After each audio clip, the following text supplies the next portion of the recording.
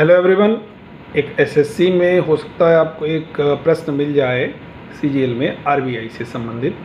तो आरबीआई के बारे में थोड़ा सा ज़रूर जान लीजिएगा। मैं यहाँ पर बता दे रहा हूँ, आपको एक प्रश्न ज़रूर मिल सकता है। हो सकता है आपका सीधे सीधे फैक्ट भी पूछा जा सकता है। तो चलिए जानते हैं। RBI reserve bank of India, इसकी स्थापना कब हुई? 1 अप्रैल 1935 को। किस कमीशन की रिकमेंडेशन पर स्थापना हुई थी? तो याद रखना, हिल्टन यंग कमीशन की अनुशंसा पर इसकी स्थापना की गई थी। आरबीआई में कभी कोई अकाउंट तो ओपन नहीं कर सकता है। आरबीआई, हम लोग कहते हैं ना, भारत का एक केंद्रीय बैंक है। सारे बैंक पैसा कहाँ से लाते हैं? आरबीआई उनको पैसा देती है। ठीक है भाई। दूसरी बात, आरबीआई की जब स्थापना हुई तो अंग्रेज़ों का समय है, तो ऑब्वियसली जो इसका अध्यक्ष, जो कह सकते हैं गवर्नर बनेगा, वो गवर्नर कौन बनेगा? अंग्रेज बना। सर ऑसबोर्न स्मिथ को आरबीआई का पहला गवर्नर बनाया गया। पहले इंडियन गवर्नर जो बनाए गए उनका नाम था सीडी देशमुख साहब।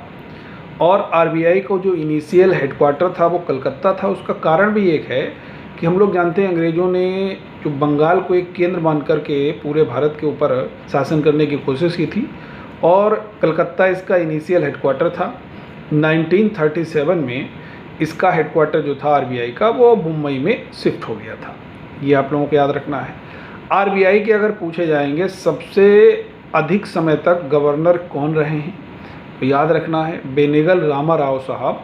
ये आरबीआई के सबसे अधिक समय के लिए गवर्नर रहे हैं। और सबसे कम समय के लिए आरबीआई के अगर गवर्नर कभी पूछा जाएगा तो आप लोगों को याद होना चाहिए कि अमिताभ घोष साहब आरबीआई के सबसे कम समय के लिए गवर्नर रहे हैं, केवल 20 दिन के लिए। तो ये कुछ ऐसी जानकारी है, फैक्चुअल है आपके, लेकिन आपका हो सकता है एक प्रश्न यहाँ पर आपका फंस सकता है। तो इसको एक बार देख जरूर लीजिएगा, समझ लीजिएगा, पढ़ लीजिएगा। Thank you.